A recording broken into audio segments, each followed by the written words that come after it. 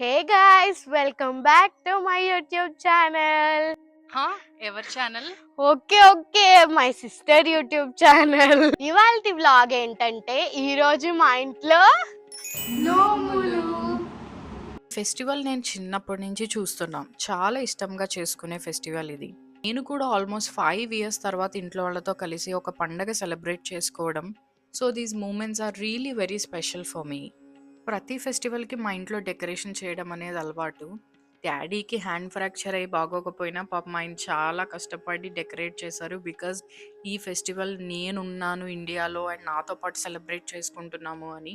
Back drop పెట్టేసి ఒక white cloth అయితే పెట్టాము. ఆ మేకులు కొట్టడానికి మాత్రం చాలా కుస్తీ పడ్డాము. నెక్స్ట్ ఫ్లవర్స్ అయితే డెకరేట్ చేయడం స్టార్ట్ చేశాము. నా పాటికి నేనైతే చాలా వీడియోస్ తీసుకోవడం స్టార్ట్ చేశాను. బికాజ్ ఒక్కసారి ఇండియా నుంచి జర్మనీ వెళ్ళిపోయాక ఇవే కదా చాలా మెమరీస్. ఇది జస్ట్ పూజ కాదు, అమ్మ డాడీ దగ్గర నుంచి నేర్చుకున్న ట్రెడిషన్స్ చాలా జనరేషన్స్ నుంచి కంటిన్యూ అవుతుంది ఈ ఫెస్టివల్. చాలా మంది ఈ నోములు ఫెస్టివల్ చేసుకోరు. అసలు నోములు అంటే ఏంటి, ఏ దేవుడికి పూజ చేస్తాము, అసలు ఎందుకు చేస్తారు అనేది నేను కాసేపట్లో చెప్తాను.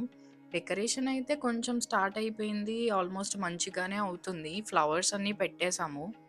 పైన పార్ట్ ఆఫ్ ద ఫ్లవర్స్ అన్ని పెట్టేసిన తర్వాత this is what it look like. తర్వాత డెకరేషన్ పార్ట్ని కంటిన్యూ చేద్దాం. నెక్స్ట్ మేము దేవుడి ఫోటో అండ్ పూజ సామాన్లు ఇవన్నీ పెట్టడానికి ఒక కార్టూన్ బాక్స్ అయితే తీసుకొని దానిపైన ఇలా క్లాత్ పెట్టి ఈ పర్టికులర్ పిన్స్తో అటాచ్ చేసేసాము ఆ క్లాత్ని.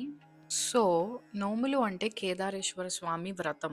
ఇంట్లో అందరికీ మంచి జరగాలని, హెల్త్ బాగుండాలని, శాంతి ఉండాలని ఈ వ్రతం చేసుకుంటారు. ఇంట్లో చాలా ప్లేసెస్‌లో మామిడాకులైతే కట్టేసాము. ఏ ఫెస్టివల్‌లో అయినా ఇది మ్యాండేటరీ కదా! నోములు చేసే ప్రతి ఫ్యామిలీకి ఒక స్పెషల్ ఫుడ్ ఐటెమ్ అయితే ఉంటది. అది డివోషన్‌తో, భక్తితో పార్వతీ పరమేశ్వరులకి ఆఫర్ చేస్తామన్నమాట. అన్ని ఫ్యామిలీస్‌కి ఒకే ఫుడ్ ఐటెమ్ అయితే ఉండదు. మా ఫ్యామిలీకి అయితే అరిసెలు నా ఫేవరెట్ అసలు ఇవైతే. చిన్నప్పటి నుంచి నోములు చేసుకుంటున్నాము, నోములు వస్తున్నాయి అంటే నాకైతే ఫస్ట్ గుర్తొచ్చేది అరిసెలు మాత్రమే. మా మమ్మీ పాపం చాలా కష్టపడి వాళ్ళ ఫ్రెండ్స్ హెల్ప్‌తో అరిసెలైతే స్టార్ట్ చేసింది. లోపు నేను remaining part of the decoration start చేద్దామని డిసైడ్ అయ్యాను. యాజ్ ఐ సెడ్ నోములు పార్వతీ పరమేశ్వరులకి పూజ చేస్తాము. ఫెస్టివల్ వచ్చిందంటే చాలు పక్కా దేవుడి ఫోటోలని తీయడము, క్లీన్ చేయడము, బొట్టులు పెట్టడము. అసలు ఏ ఫెస్టివల్ కూడా నేను చాలా ఇయర్స్ నుంచి చేసుకోకపోవడం వల్ల ఈ పనులన్నీ చేస్తుంటే నాకు చాలా నోస్టాల్జిక్‌గా అనిపించింది. So, next part of the decoration lights. Lights లేకుండా ఆ లుక్కే రాదు. మా ఫాదర్ అయితే చక్కగా నా కెమెరా స్టాండ్‌ని యూజ్ చేసేసుకుంటున్నారు. లైట్స్ అయితే ఒకదాని తర్వాత ఒకటి పెట్టేసాము.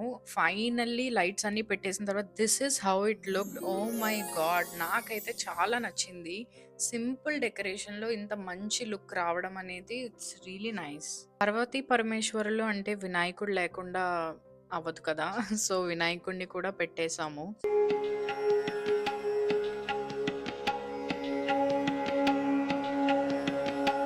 ఫైనల్లీ పూజ సామాన్లు, ఫ్లవర్స్, ఫ్రూట్స్ అంతా డెకరేషన్ అంతా అయిపోయింది. ఇంకా పూజ స్టార్ట్ చేయడమే లేట్. మంచిగా రెడీ అయ్యాం కదా అని నేను, మా చెల్లి వీడియోస్ అండ్ ఫోటోస్ అయితే ఫుల్‌గా దిగాము.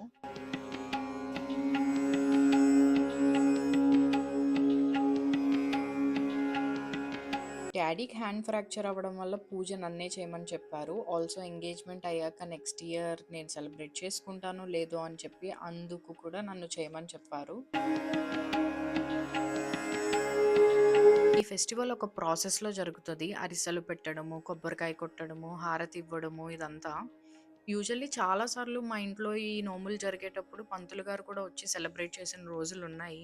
బట్ దిస్ టైమ్ చాలా రీజన్స్ వల్ల మేము పిలవలేకపోయాము. మేమే ఒక యూట్యూబ్ ఛానెల్‌లో ఒక లింక్ ఓపెన్ చేసి ఫెస్టివల్ అంతా ఫినిష్ చేసాము.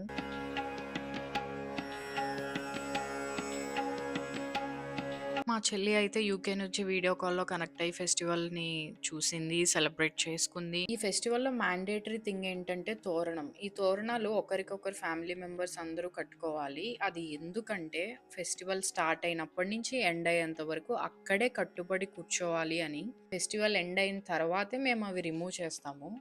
పూజ మొత్తం అయిపోయిన తర్వాత మా ఇంటి ముందున్న తులసి మొక్కకు కూడా పూజ చేశాను.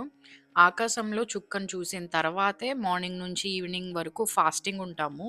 ఆ ఫాస్టింగ్‌ని చుక్క కనిపించిన తర్వాతే బ్రేక్ చేయాలి.